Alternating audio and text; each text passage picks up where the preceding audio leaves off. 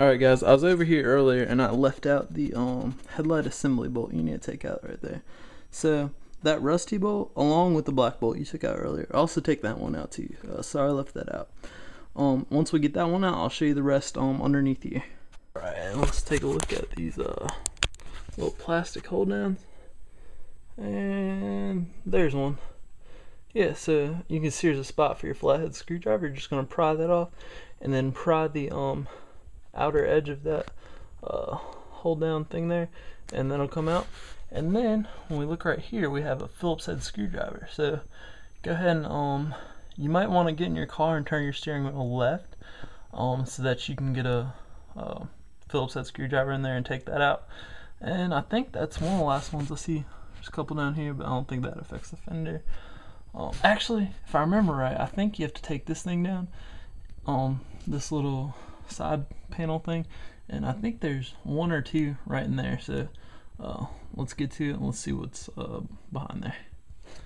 Alright, and once you're finally here at this little trim, this little side trim piece, and as you can see, I've turned my wheel and I've got most of those out. I'm not taking that last screw out there, but you just kind of wedge down and it's held on by the little pop-in plastic screws. So I'm just gonna hold it down here a little bit, and hopefully, there we go. You can see the last two black bolts right there. Yeah, see them right there. So once you get those out, the fender should come right off, and you should be able to get to.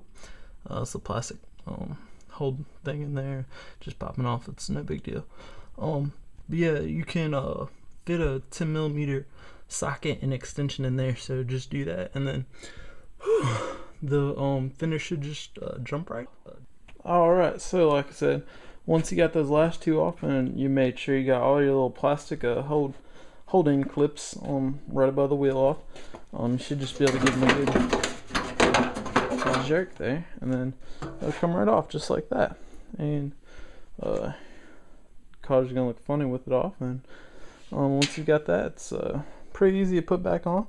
I will set this down on the ground over for you guys and insert this fender here and where the different screw holes are, bolt holes are in the beginning of the video, so you guys can identify the locations of everything.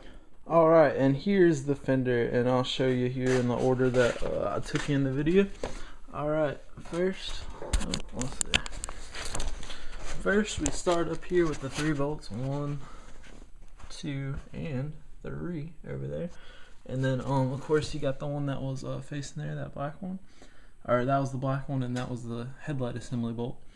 And then, as you'll see down here, these probably shouldn't be bent, but at one point I had my car lowered with 15-inch the SI wheels, so that probably caused it to bend there. And then those were the last two we did, the ones that were underneath that side trim piece. And then coming up here, that was the one right behind the door there. So I'm scratching my fender all the heck. So yeah, like I said, behind the door, and then yeah, you can pretty much see it all there. So thanks for watching. I believe you guys can put it back together all by yourself. It's not too difficult here. And just stick it back on there, the new one back on there. And don't tighten all the bolts down until you've got them all started, because if you do, then you might have trouble starting other ones if you have other ones tightened down, and then you still have to start other ones. So that's pretty much all there is to it, and thanks for watching, guys.